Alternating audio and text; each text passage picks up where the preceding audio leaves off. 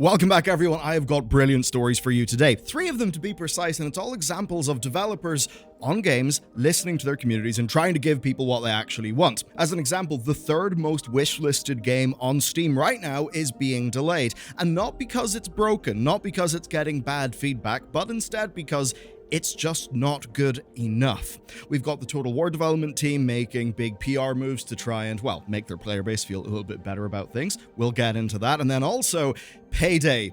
Do you remember Payday 3? The last time I heard about Payday 3, it was them getting roasted by the Oprah GX Twitter account. That said, their own Twitter account does seem to admit that they basically are a dead game. That is something, though, that they want to change. And if you'll forgive the cheese, you can make a change by checking out bellular.games. We are doing cool things over there. We've got loading screen that we publish every single day, and of course where you get access to our videos ad-free, and we're cooking up new things. We've got a project that should have things looking very snazzy soon. I cannot wait to share that with you. What I will say, though, is in times of CPMs honestly being absolutely crazy, just up and down, sometimes videos getting demonetized, your guys' support really does help and really does matter to me and the team. With that being said, our first story, 8 out of 10 feedback ain't good enough for the Frostpunk 2 developers. Frostpunk 2 has been delayed to September, so it's getting a few months delay. So from April 15th to 22nd, Frostpunk 2 ran a closed beta for its digital deluxe edition pre-ordering customers. Now, often, yes, right, the whole idea of buying an edition of a game and getting beta access, that is a very common, thing that people do in terms of monetization. I suppose what I can say here is they've clearly actually listened to those players instead of just doing a beta purely for the sake of selling more deluxe editions. So basically, people got access to a slice of Frostpunk 2 that gave them an idea of what the game is going to be about. And here is what 11-bit studios have said. Based on surveys we received from you playing, the average rating you gave the beta was 8 out of 10. We're super grateful for that. And I don't think this is them misrepresenting things. Like, the first thing that we did is we checked what player sentiment is in various different places. And essentially, people have some problems with the UI, the way that some mechanics are presented, and how limited the beta was. Broadly, right, it didn't set the world on fire, but people were receptive enough to the fact that Frostpunk 2 isn't just Frostpunk, but more. It is a different take on a city builder set in the same world, and as a result, there is a bit of a shift from the micromanagement of the placement of individual workers and happiness to a more sort of wide societal focus, which of course does make sense as a follow-up, right? Like, you go from survival into then, how do we form our society? Indeed, if you take a TV show I love like Battlestar Galactica, yes, lots of that was shooting Cylons and things, but it was also, how does society rebuild? For the story, though, what they're basically saying is that 8 out of 10 is not good enough, that they've went through feedback and they're acting on it. Not to change what the game is, or to deal with it not running well, not that sort of thing, no. To specifically adapt to player feedback and to make sure that the launch build meets people's expectations. Of course, a big theme that we've had in the industry, yes, is early access games that have been really quite the failure, quite insane, but we have had loads of early access hits like Dave the Diver, many others, that have just done a brilliant job of finding product market fit. And if you're doing a sequel to a game, there is a quite defined expectation, a defined product market fit from your last thing.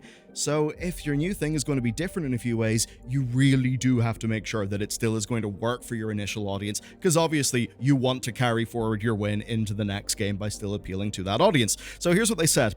We believe these additional features are something you deserve to see in-game on day one, not a patch added after release. The list is too long to go through all at once, but the highlights include new additions to game mechanics, extensive UI and UX enhancement, and by popular demand, a new city feature we like called Zoom Stories. Which, if it is what I think it is, I'm very much down for that. That being said, I hear Zoom Stories and I immediately think of software as a service and zooming people, which isn't what I want to think about. So what does that actually mean? Well, in terms of mechanical changes, the stuff they're doing is all about making the game feel more dynamic and detailed, right? So just more stuff for your player interactions, whether that be like the core temperature mechanic, granularity, workforce stuff, resource management. On the side of UI, it's basically about clarity and not completely confusing new players. And then to bridge that gap from the original Frostpunk to Frostpunk 2, in terms of granularity and detail, this zoom thing is basically you being able to zoom in on an individual map area to, I suppose, get a more Frostpunk 1 tone or feel. It'll be interesting to see how they implement that. So basically, that's all fantastic news. Frostpunk is awesome. I absolutely have a bias towards games set in cold places, given the one that we did. So this is great. Usually pre-order betas are just a way to make some money, right? they're not really listened to as much as they should be, and often those pre-order betas are so goddamn close to launch that not really that much can be done. So this is exactly what we need to see. They've taken the hit of delaying the game, basically I think because they know they need to get this right. This to me seems like a publisher and developer who are thinking about long-term value, who actually think that the relationship with their players is somewhat sacred and that they can't cock it up. And this is how you keep the brand value of Frostpunk alive and well. You make sure that whenever there's a numbered Frostpunk that it's damn good. If you do that, then in 10 years, people will still be thinking about Frostpunk because you treated them right. And perhaps it is the case more and more as our industry looks to notable examples of failure. A lot of the stuff going on with, say, Paradox Interactive, maybe some lessons are being learnt. That, yes, we can talk about the quarter, we can talk about the half of a year, but what actually matters, oddly enough, is the long term. Because it takes years and years and years to make a video game. If it takes that long and it takes all that money, why screw it over for the sake of 3 or 6 months? GG, this is exactly what I want to see. With that said, Warhammer 3 then, so the TLDR here is they did a DLC, it basically completely cocked up in pricing, they changed a whole bunch of things, then delayed a DLC. That DLC, Thrones of Decay, was then sold to people either as a complete bundle or in 3 separate parts, but in a way where to me it did not feel price gouging. As an example, I wanted to play one of the legendary lords, so that is the pack that I got. I got my lord, got the units, and there you go, happy days. Of course, people want to see follow-through, and there's worry, right? So some of the people who were leaking to Legend basically suggesting there's maybe 3 more DLCs left in this, and then people also leaked to him alleged contents of multiple DLCs. So what they've done here is they've talked about the next DLC, right? What's actually happening, but also what they're saying in between the lines, and just what they're saying as asides, I think is fairly relevant, because it basically is a dev team saying, please don't worry, we really do want to keep on doing this. And they will be saying that because Hyenas got chopped, Creative Assembly had a whole bunch of job cuts because of the decisions of their parent company Sega, and there's been lots of chaos. So let's talk about the next 3 faction DLC. So we got Legendary Lords for Khorne with Skulltaker, for the Ogre Kingdoms with Golgfag Maneater, and for Orcs and Goblins with Gorbad Ironclaw. All looking fairly reasonable, but what struck me the most is just how much they were saying, really, we actually want to do this. We actually want to do our job here. Which is, I think, directly speaking to community sentiment, but also breaches of community trust, because Creative Assembly have been pretty rough with player feedback in the past. Some of their community management responses to things really bit them in the ass. So this is a dev team that has been battered up a little bit. They are coming off a bit of a high point with Thrones of Decay, but they still do seem to be very aware that they need to continue delivering the goods. So they repeated several times that there will be a Slaanesh-themed DLC. A lot of people have been a little bit worried that maybe the more, shall we say, adult focus of Slaanesh would be skipped over to avoid controversy. Of course, from the company who sells us an additional Blood DLC. What's going on with that? Anyway, they also explained that they want to work on rebuilding existing factions with chunkier DLCs. They name-dropped Norska, Vampire Counts, and Lizardmen. Beyond that, they also said they'll be responding to smaller elements of feedback for factions and balance, just in the form of updates. That's actually kind of notable because they really did for a while just keep things in their big, main numbered updates. They essentially said that, this DLC is not going to be out anytime soon. It will take a little bit of time, but that they do want to keep on issuing updates so that basically, well, the game's not just sort of left to wither in the vine. Now, the next thing, I think, is a degree of admitting reality here, because they talked about Realms of Chaos, that campaign that, I don't know, some people have played, but everybody knows that the real thing is Immortal Empires, and basically, they've made the hard choice here. The new lords in this pack will not have a Realms of Chaos campaign, because basically, that's not what people want. And I completely agree. Now, I know how you could look at this and think, Michael, what the hell, you goddamn sellout. They are literally doing DLC, but they're not supporting them in the campaign for Warhammer 3. That's insane. And I absolutely get why you may say that. I totally do. I would actually contend that the Realms of Chaos campaign, I mean, I don't want to say it's of negative value. I get that it, it tries some things, and maybe in another timeline it could have worked out better. But for the core player base, Immortal Empires, the big entire Warhammer Fantasy map, that is actually the thing that people give a shit about. And if dropping support for that means that Immortal Empires is in a better state and they can develop more content, I think that's actually a good thing. Here's a quote from Richard Aldridge, the game director. "The big news is that you've shown us where the importance of the game is, and that's Immortal Empires. Immortal Empires is the quintessential Warhammer experience." And he's right, that makes total sense. And I've got to imagine whenever they start going into 40k, maybe they will choose a little bit of a different idea with this. Now, subjectively, that makes complete sense. Having one of these factions be playable in the Realms of Chaos campaign is basically of no value to me as a customer. I know a lot of other people feel like that. And also they basically said that they do have the telemetry, right? Like they know that people are not playing that content as much. Now, what this video is, of course, yes, it's for people in a room talking. That's fine, but it also is a piece of marketing.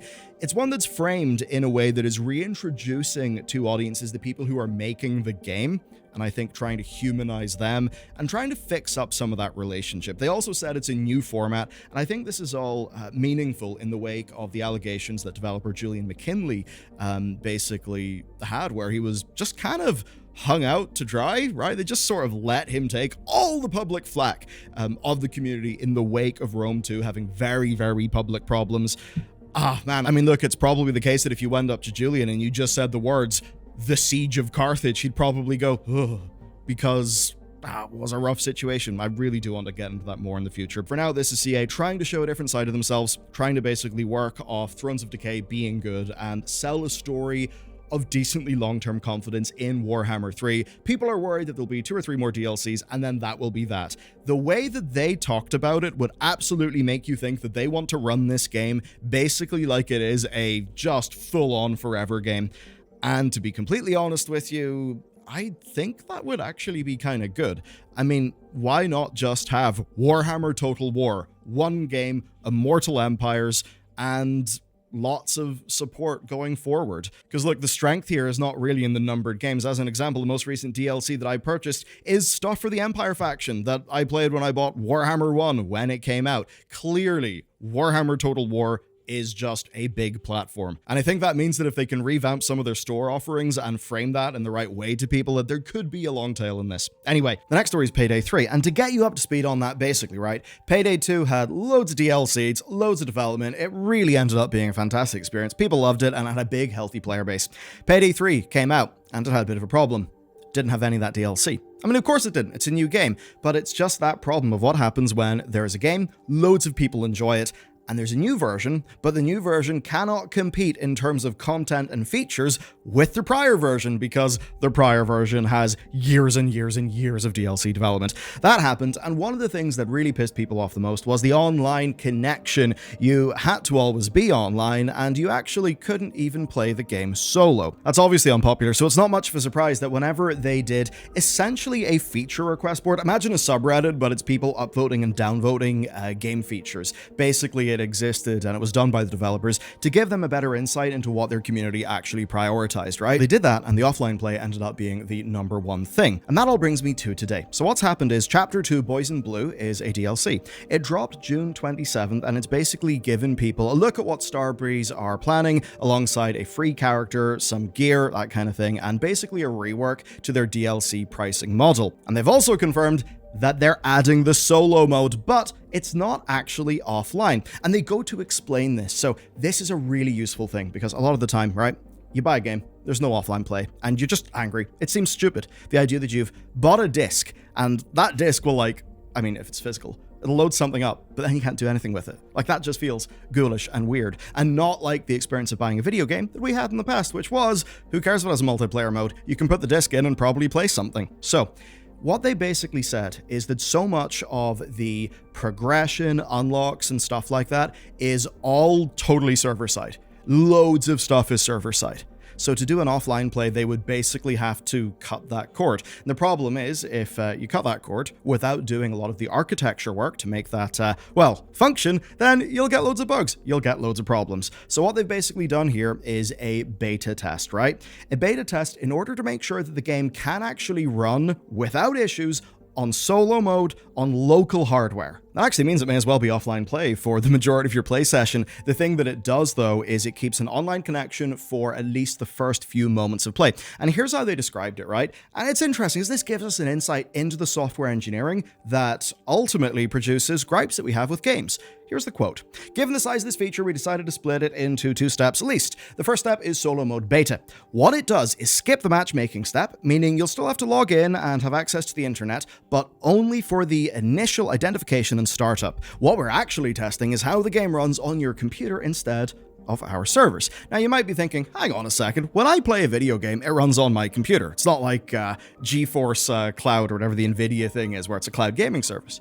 Well, in a lot of these games, your client, there's a lot of work being done in your client, like the graphics and stuff, but actually quite a lot of game logic is happening server-side. If you want to do an offline mode, then there are things that you will have to have the local client be able to do without a server. So step 1 is to test that. Step 2 will basically be to, I suppose, pull the plug, right? They'll do whatever they need to do to make it work offline. And then finally, you can play Payday 3 offline. That's going to be that. Now, to be honest with you, I think it's a really interesting thing.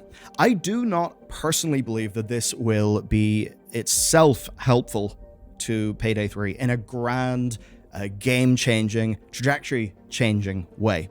And the reason why is because I don't think that this is something that people are angry about because it literally ruins their gameplay right now. It's far more of a principle thing. It's the idea that you own a game and you cannot play it offline. That is the thing that feels bad. So I think that means that it absolutely soared to the top of the feature request board because basically for a lot of us, and I'll definitely say me included, that just is something that I feel I should be able to have when I buy a video game. Now, if it's a free-to-play game, I'll totally understand something like that not existing, but if it's a game that I'm buying with money, I absolutely expect there to be some sort of offline functionality. I don't think this will change their Steam charts, though, or anything like that. The only thing that will change that is more content, more engaging progression loops, and basically new reasons to play Payday 3 with your friends that compete favorably against Payday 2. It's a little bit like in the Total War coverage I've done on this channel, where, I mean, if you're Creative Assembly, you're in a bit of a sticky position. If you make a historical Total War game, well, a lot of people like Rome and like Medieval 2. They're just playing Medieval 2. And they end up in a situation where their new games are being outcompeted by Medieval 2, Total War. And it's a bit like that for these developers. And it's a real hard place if you know the history of Starbreeze. They have had, the most stressful looking financial problems, and it's cool that they've been able to survive through the other end. Thing is, though, they must be in a hard position, because if they wanted to make more money right now, and there's often, many thousands of people playing Payday 2. They could probably go and make Payday 2 DLC. That'll probably earn them more than the Boys in Blue DLC for Payday 3. But of course, if they put resources into that, they're not putting resources into Payday 3, and they kind of need to make Payday 3 work. I've got to imagine that Payday 3 was architected given what they know about Payday 2, and given that actually people will play Payday for basically ever, as long as you keep on giving it DLC. That probably means that Payday 3 is designed to make their job easier, to make it more possible for them to make more DLCs, to make things function well, right? It's probably better architected. So if they start investing into the older thing, well, I mean, there is a bit of a sort of robbing Peter to pay Paul thing going on. It's short term. But of course, if you're a player, you're playing Payday 2. You might not care about DLC for Payday 3, because Payday 3 plus DLC has not reached the threshold for you where you'd play it instead of Payday 2. Now, this patch just came out, and I just want to end on some of the numbers from Steam. It's pretty rough, but I do have to give it a caveat. So this is a game that, as an example, was on Game Pass, and that does mean that there's 30-odd million people who just have access to this outside of Steam. Now, that said, even though loads of people could be accessing this on Game Pass for PC, given where I think PC players are, Steam, I've got to imagine that this is decently representative of the PC audience. And it's something I'd love to kick over to you. If you have Game Pass, do you engage with it on PC? I mean, I have Game Pass on our console, recently played Still Wakes the Deep. I mean, goddamn, they just released Octopath Traveler 1 and 2, just there to play. That's a hell of a good deal. But for some reason, the idea of firing up the Xbox game app on my PC just feels wrong, man. I don't know, it was weird. So let me know what that's like for you. To take a look at these numbers, first, the good news. Now, the good news is the game is in all time mostly negative, and it is recently a little bit better. And then if you go onto the DLC page for Boys in Blue, well, what you actually see is it's very positive. And that is really, really heartening. In a situation like this, obviously, the consumer hasn't got the best treatment with Payday 3. And that's definitely something that developers have to acknowledge and recognize. But if you empathize with the developers, there's probably a reason why this is not an ideal situation. And if they choose to stick with the game and to keep on making that content, and we see, as in a case like this, where it has a very positive overall review, well, that's exactly the sort of behavior that we want to cheer. It's all well and good to call out problems, and you know that we do that a lot here, but I deeply believe that that has got to be backed up by, well, whenever the opposite of the problems happen, whenever people actually try, and whenever they try to make good on things, well, I think we should have the door open to say, well done, good job, we respect that. Now, in terms of player counts, you can see a gargantuan positive lineup in that chart. But the problem is the y-axis, so we are still in the very, very low thousands. Again, there could be lots of people in Game Pass, but this is not the sort of number that, that they'll really be able to sustain sort of long-term a dev team on. What is positive, though, Boys in Blues came out. You can see it is sustaining those higher numbers. That means the big hope is that if they're able to just weather this storm and keep on making that content and do well by their players, move this offline feature. I mean, it's not like the offline feature is suddenly going to give them 50,000 players concurrently, but it will signify we've listened to you, we care, and we've changed this, and we've done the work. And even though a lot of those players will probably put a tiny percentage of their overall Payday 3 playtime into doing solo offline, I think the fact that the gesture was made will make those people far more willing to pick up DLC and to become active and engaged in that player base. So that's basically the crack with that. Let me know what you think. Now, yesterday we published 19 games in June, and there really is something for everyone in that video. There's 3 games that have absolutely, they're going into my backlog. There's too many goddamn games. But yeah, be it strategy, Souls-like, cozy game, like seriously, everything's there. So check out that video for the games that are coming out in July. With that said, welcome to July. I hope it's a fucking good month for you. I'll see you next time.